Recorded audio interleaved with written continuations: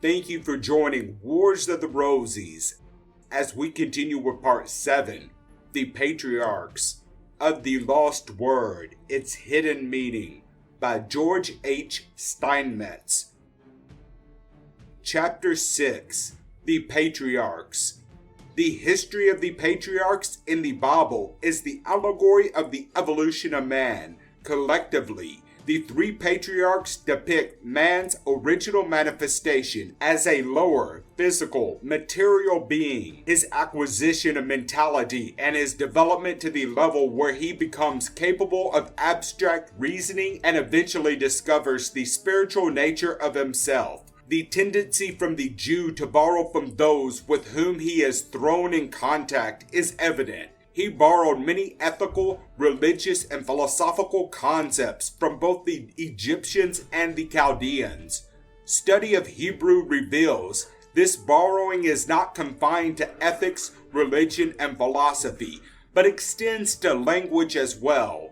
The so-called Hebrew of the time of the Roman conquest of Palestine was no longer pure Hebrew, but Aramaic, a combination of Hebrew and Chaldee. In fact, the Masoretic points previously discussed were doubtless borrowed from the Chaldeans or Syrians, as their use began in a modified form after the Babylonian captivity, and they were not in evidence prior to that time. Pure ancient Hebrew antedates the Babylonian captivity, and on the evidence of the borrowing recited above, it is not logical to assume that even ancient Hebrew borrowed much from the Egyptian tongue. If not, they coexisted, and because of proximity, contained words one from another.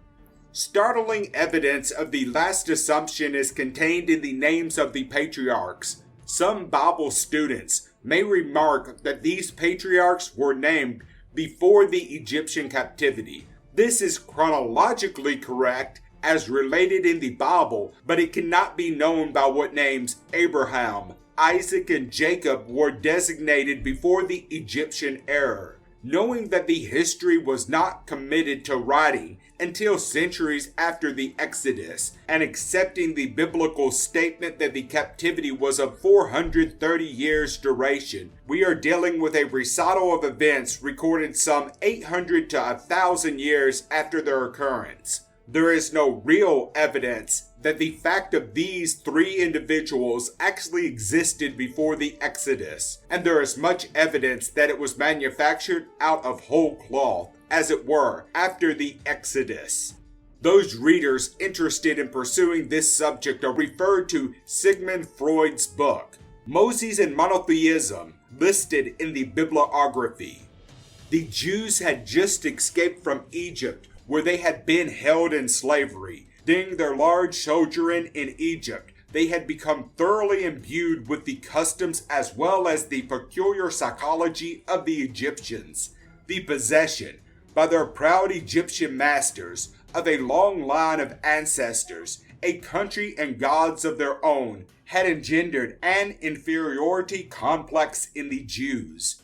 Upon being provided, presumably by Moses, with ancestors as ancient as those of the Egyptians, and a god of their own, who had likewise been the peculiar god of those ancestors, the Jews became instilled with race consciousness and pride.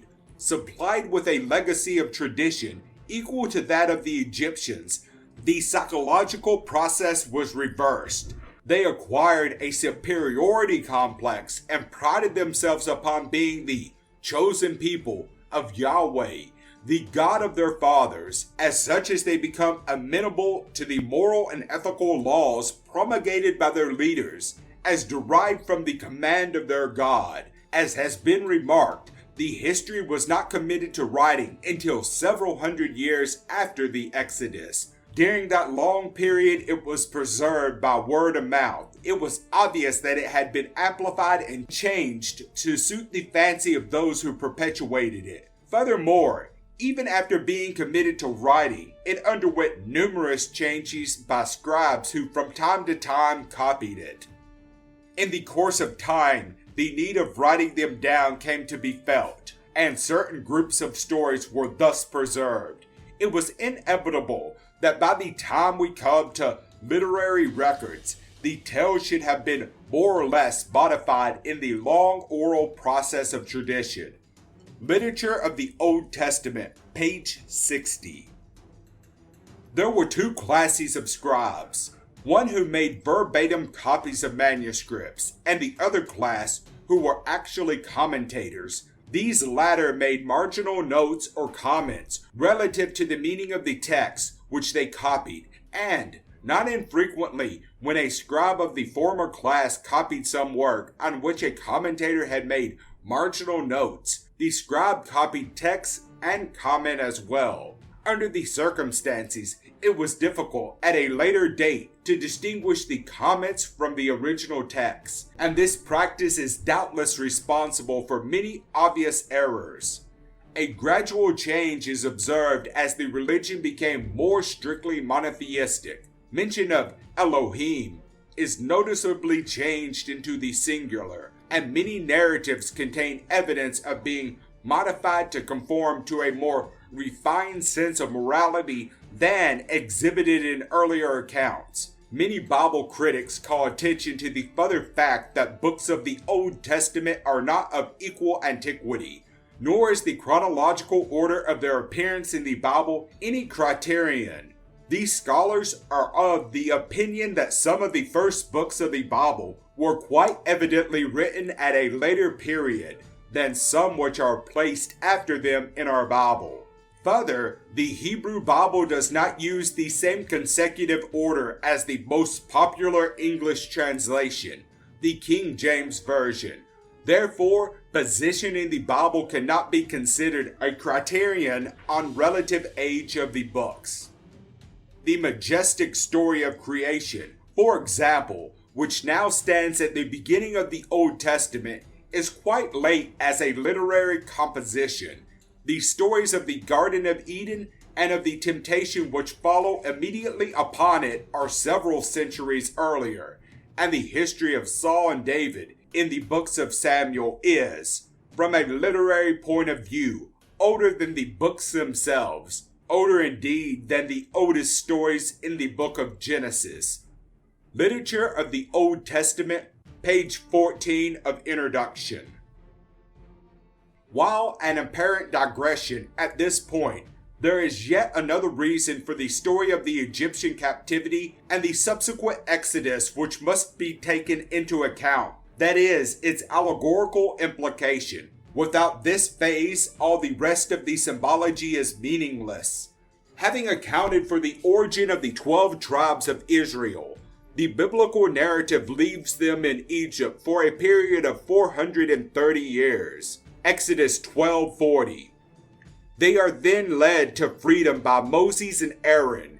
Herein the symbology employs ancient numerology to convey its meaning. Moses is 80 years old, and Aaron is 83 years old. Thus we encounter the 4s and 3s of the grand division of astrology. This is Kabbalistic numerology and is of astrological implication. The Kabbalah states, 10 is the most perfect number because it includes unity, which creates everything, and 0, symbol of matter, and chaos, whence everything emerged. And disregarding the 0, the 1 remains unchanged. If this procedure is adopted in connection with the 430 years of Egyptian captivity, there remains 43 or 4 and 3.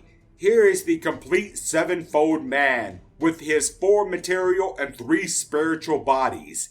He has been a captive in Egypt and is now delivered from that captivity by Moses. The 4 of materiality, including the psychical, and Aaron, the 4 and 3, the material and cyclical with the spiritual added. It should be remembered that Aaron is to be appointed high priest, and the priest always symbolizes the spiritual. This is emphasized in the royal arch, where the highest office in the chapter is that of the high priest, and in several Scottish Rite degrees, where the high priest is prominent in symbology of the degrees. The significance of the symbology becomes even more apparent in the light of the symbolic meaning of Egypt to the Jews.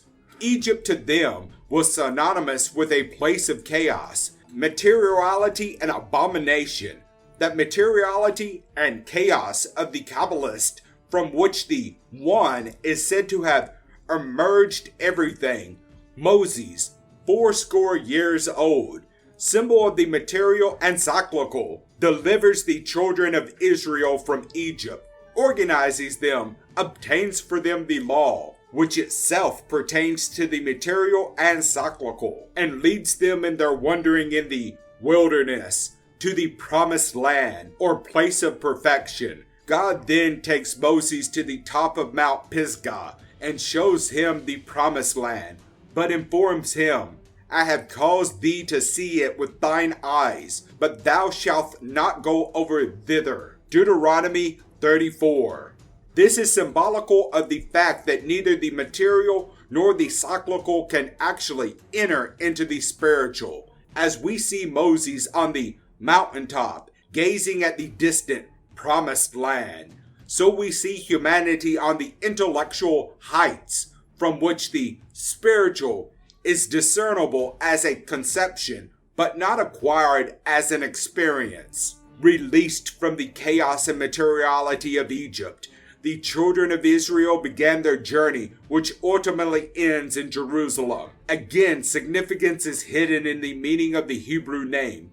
Jerusalem is usually translated city of peace, but the last two syllables having deeper significance, coming from shalom, which literally means completeness of being.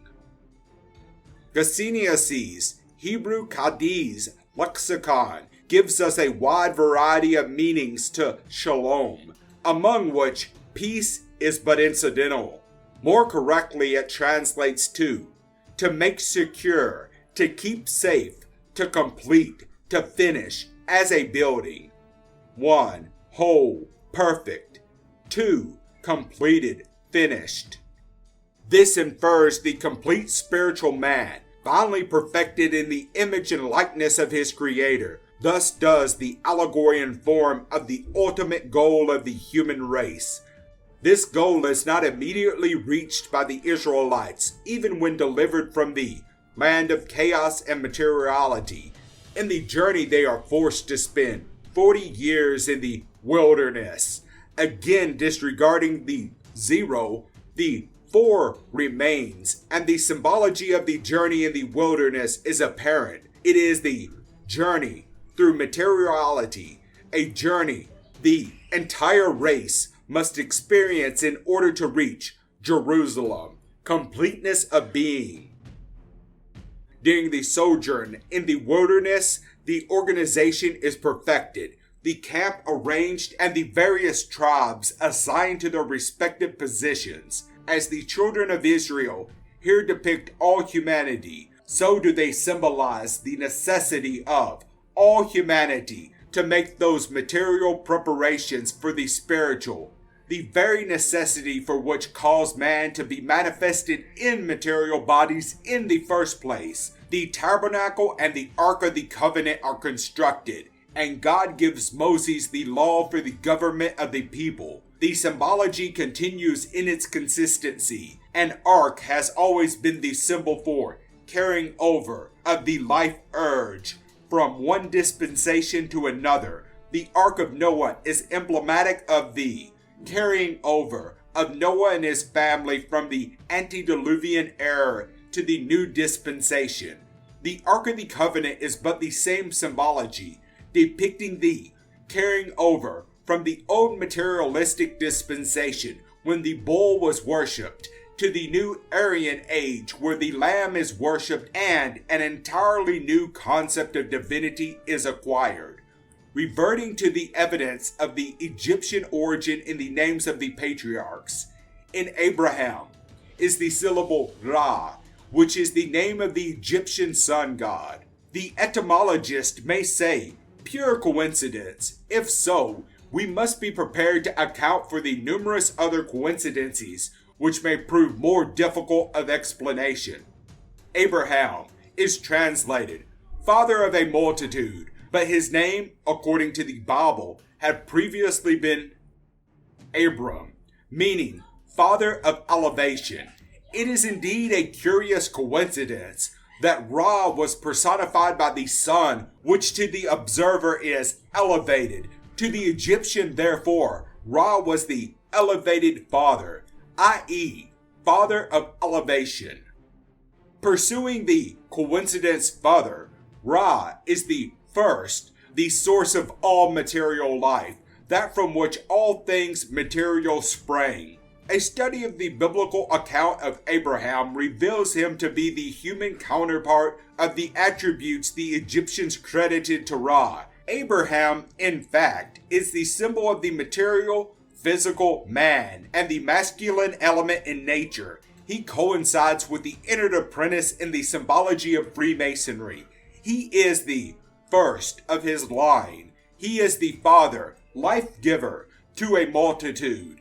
The nation which is to spring from him, though depicted as a worshiper of a spiritual God, that same God is quoted as informing Moses that Abraham did not know him by the attributes revealed by the name, but simply as the Almighty.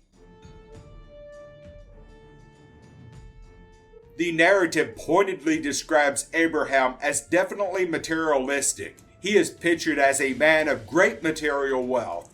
He is described as a great warrior. Emphasis is placed upon his material possessions, and most of the benefactions bestowed upon him by God are related to be in furtherance of his material well-being. Even the evidence of his covenant with God, his circumstance is material. This latter is more borrowing from the Egyptians. If such an individual as Abraham even lived, and if his name was actually Abraham, it is as good as certain that he was not circumcised. It is doubtful if these Semite tribes ever heard of the rite of circumcision before going to Egypt, and the Bible refers to other peoples whom the Jews encountered on their return to the Promised Land as uncircumcised. Moses gave the Jews not only a new religion, it is equally certain that he introduced the custom of circumcision. This has a decisive importance for our problem, and it has hardly ever been weighed.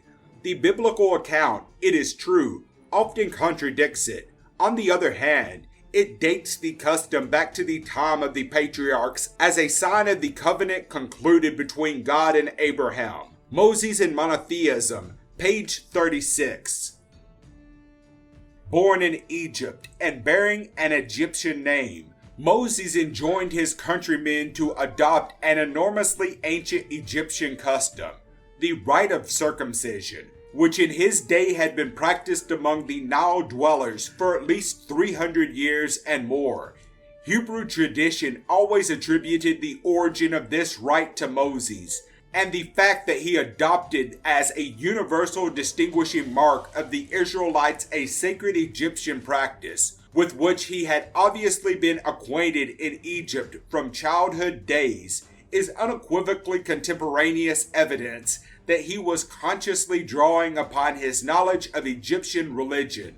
The bodies of Egyptians exhumed from the earliest prehistoric cemeteries, back of 4000 BC, have disclosed the evidence of circumcision whenever the body is sufficiently well preserved to make observation possible. The actual performance of the operation by the Egyptian surgeon is depicted in an Egyptian tomb relief of the 27th or 28th century BC in the cemetery of Memphis. Paragraph and footnote from the Dawn of Consciousness, page 353. Had the biblical account stopped with the story of Abraham and failed to continue with the history of Isaac and Jacob, there would be no symbolical nor allegorical instruction beyond the material. Had the narrative concluded with Abraham, it would relate only of a creature, with a vague comprehension of some almighty presence hovering over, as Rabbi Leeser describes the patriarch's conception of God. Such a creature would recognize but dimly a deity, capricious, exacting, jealous, vengeful, and devoid of the element of law. In Isaac's name appears the syllable is, the first syllable of the name of the Egyptian goddess Isis. Is this continuing coincidence? Isis was symbolized by the earth and at times the moon, because of the receptive nature of each of these bodies. Isis is the symbol of the receptive principle in nature, and both the earth and the moon furnish the proper analogy. The earth receives the fructifying rays of the sun and brings forth her fruit in due season to sustain all living things. The moon, having no light of itself, receives and reflects the light of the sun. Judge Throwood says of Isaac, in his history, the feminine element is equally predominant. His name is connected with the laughter of his mother, Genesis 18. And his marriage with Rebekah is the pivot round which all the events of his life center. And again, his acquiescence in his own sacrifice marks the predominance of the passive element in his character. To him there comes no change of name. He is neither leader, warrior, nor spiritual wrestler, but the calm, contemplative man who went out to meditate in the field at evening tide. He is typical of the purely receptive attitude of mind, and therefore the syllable is as indicative of his nature as the masculine syllable Ra is of his father's. See Bible History and Bible Meaning, page 67.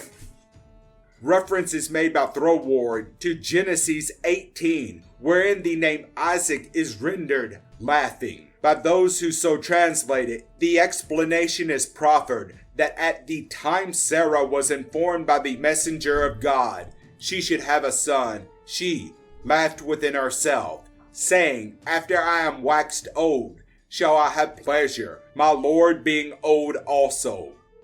Genesis 18:12.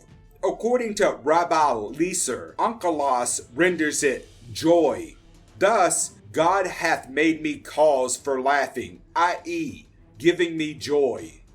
Abraham depicts the physical, Isaac adds the mental. Just as the evolving man began to add the use of mind to the brute force of his physical body in which he was incarnated, Isaac implies more than mere physical being. He meditates. He thinks. This is a manifestation of the cyclical. Isaac is, between Abraham, who has been demonstrated to be the symbol of the material, and Jacob, whom we shall discover is emblematical of the spiritual.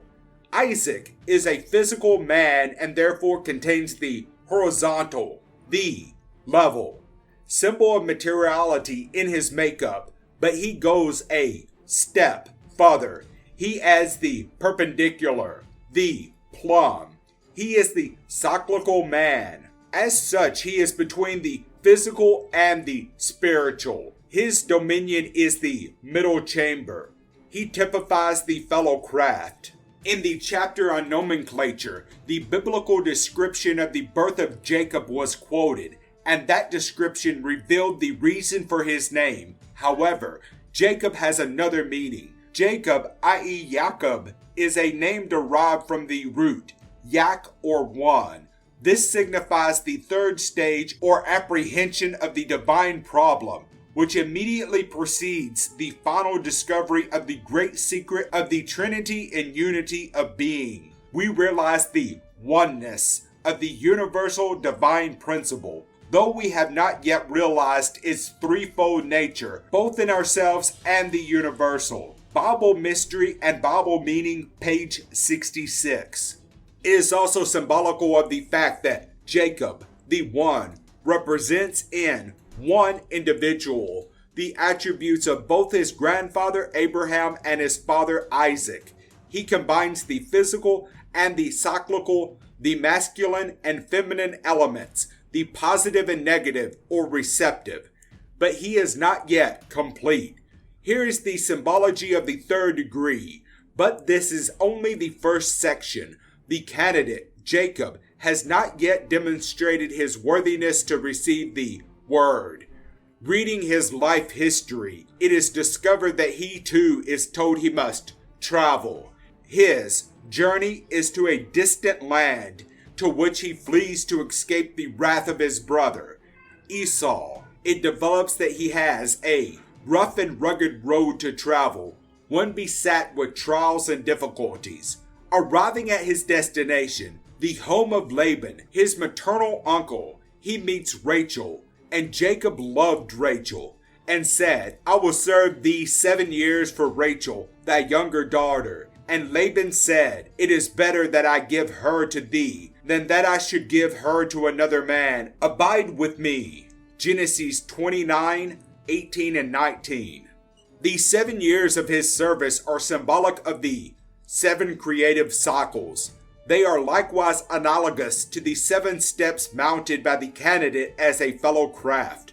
Upon completion of the 7 years of labor, Jacob expects to receive Rachel as his wife in accordance with his agreement with Laban. The latter deceives him, however, giving him his elder daughter, Leah, in marriage as recounted in the well-known Bible tale. When Jacob remonstrates with his father-in-law because of the deception, Laban explains that it is not the custom of the country, i.e., not natural, to give a younger daughter in marriage before the elder. While Laban's action is far from ethical, it is logical, as is apparent when the symbology of these 2 sisters is fully understood. Leah, the elder sister, represents the material or physical. Rachel, the younger sister, typifies the cyclical or mental. In the primary evolution of man, the physical precedes the cyclical development. Therefore, it would not be, according to custom, that is, according to universal law, for the cyclical to precede the physical. This is also developed by the statement that Jacob loved Rachel, used to indicate his greater attachment to her than to Leah. This, too, is natural, as the Bible pictures Jacob as well developed mentally, the prototype of the complete man. He would be attracted more by the cyclical than by the mere physical. Laban, however, refuses to allow custom or universal law to be set aside, and although he accomplished his design through deception or trickery, the proper sequence is maintained. It is to be noted in allegory that the theory is predominant that the end justifies the means. A review of many allegories and myths reveal that deception or trickery theme is quite common. Osiris is tricked into lying down in the chest prepared by Set. Jesus is tricked by the kiss of Judas, which identified him to the Roman soldiers, to cite 2 prominent instances. Just as Jacob's desire for Rachel is on a higher plane than mere desire prompted by physical attraction, so are the 7 years of service for her symbolical of the creative cycle, continuing its operation on a higher plane. While the subject is under discussion, it may be preeminent to elude further evidence of the distinction between these 2 sisters. Analysis reveals the symbology corroborated by their respective offspring. Joseph, son of Rachel, is a dreamer. His brethren, sons of Leah, perform manual, physical labor. They care for their father's flocks and herds. Having served Laban for years for his wives, and later for his herds and flocks, Jacob desires to return to his native land with his family and possessions. He is still Jacob, Yak, the one, the newly obligated master mason who has yet experienced the 2nd section of the 3rd degree. Jacob, who was dissatisfied with his condition of life, and it was at the prompting of God that he desired to leave Laban and begin his journey. And the Lord said unto Jacob, Return unto the land of thy fathers and to thy kindred, and I will be with thee. Genesis 31:3. Is this not reminiscent of, bear in mind in whom you profess to put your trust? The Masonic candidate is likewise dissatisfied with his condition in life. He is not content with the light so far obtained by his journey through the Masonic degrees, and at the prompting of the lodge, he, 2. Determines to travel. He, like Jacob, is assured of a God on whom he can with confidence rely. On his journey, Jacob is confronted with a stupendous idea, allegorically depicted as an angel, with whom he wrestled until the dawn breaketh. That with which Jacob wrestled was the idea of his own inherent divinity, nor would he let go of the idea until he had gained the victory. That victory is far beyond the objective acceptance of the fact. It is the intuitive knowing of the great truth of man's being and carries with it its own reward. He who has achieved this plane can no longer be described by the old name. A new name must be conferred upon him. We have attempted to show the analogy between Abraham and Ra, Isaac and Isis. Jacob remains to be accounted for.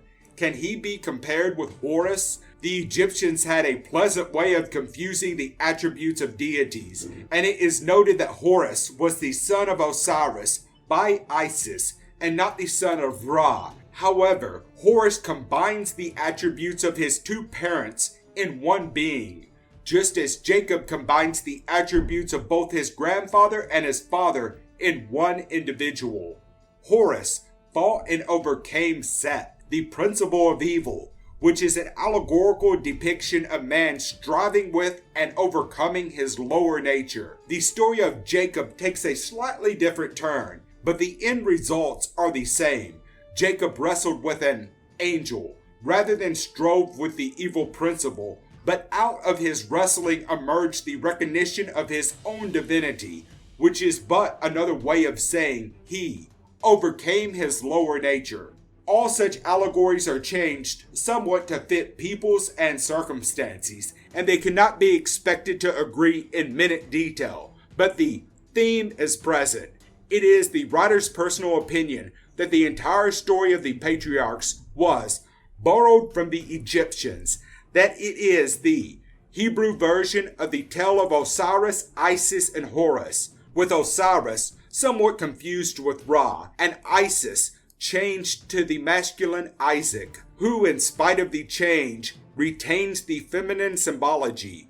This is readily understandable when one considers that the allegory was perpetuated for untold centuries by word of mouth before being committed to written form.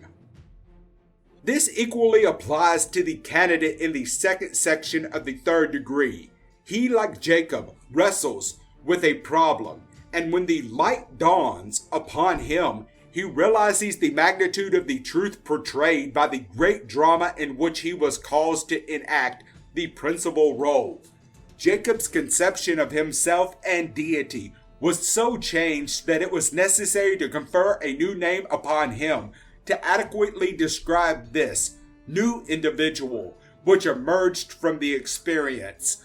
So likewise, the candidate in the Master Mason degree, he wrestled with the truth of the divine allegory and prevailed. He too is given a new name, Master Mason, Master Son of Light.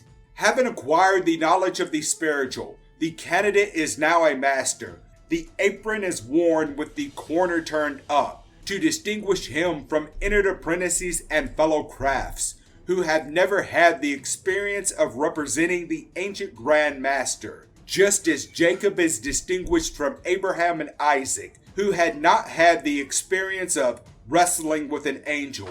With the corner turned up, the third line, the hypotenuse is added to the horizontal and perpendicular, thereby forming the triangle, emblem of the spiritual. Thus, the symbology of Freemasonry and the allegory of the Bible coincide. The angel demanded of Jacob that he let him go, but Jacob answered, I will not let thee go, except thou bless me. And he said unto him, What is thy name? And he said, Jacob. And he said, Thy name shall be called no more Jacob, but Israel. For as a prince hath power with God and with men, and hast prevailed. Genesis 32, 26, 27, and 28. This new name is descriptive of the new state of consciousness attained by Jacob, through the realization of his own divinity.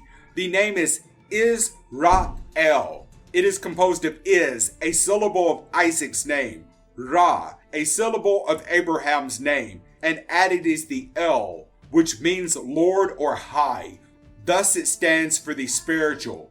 Here in this new name is the description of the perfect man, the physical and the psychical perfectly joined together, which by the addition of the spiritual, or rather the individual's recognition of his own spiritual nature, is raised to the level of supreme principle. Nor does the analogy with the Masonic candidate cease there. Jacob's new name, Israel, is both a true name and a substitute name. We have seen that several meanings have been attributed to it. Prince of God, one who has a pure heart, one who is without guile. These are all substitutes. They are sufficiently descriptive to anyone who has not the spiritual discernment to understand the true meaning of Israel. But to Jacob himself and to all who understand the spiritual significance, Israel is the true word. The objection may be offered that the Masonic candidate is given only a substitute. Therefore, the circumstances are dissimilar. To him whose representation of the ancient Grand Master has truly been a spiritual experience, rather than merely an initiation into another degree, the true word has actually been given. Such an individual realizes that the true word is not something which can be whispered into his ear, but rather that it is the entire conception of himself as a new being, a spiritual man, made in the image and likeness of his Creator. The 3 degrees allegorically inform of the evolution of man from the purely physical man, the Entered Apprentice, through the acquisition of the psychical, the fellowcraft, to the experiencing of the spiritual by the Master Mason.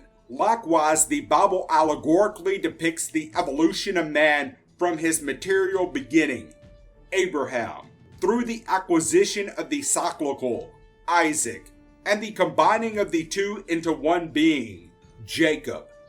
In Jacob are seen the 4 elements, the 4 material bodies, at last cognizant of being the habitation of the 3 spiritual bodies, and man is for the first time pictured in the full glory of his 7-fold nature and called Israel.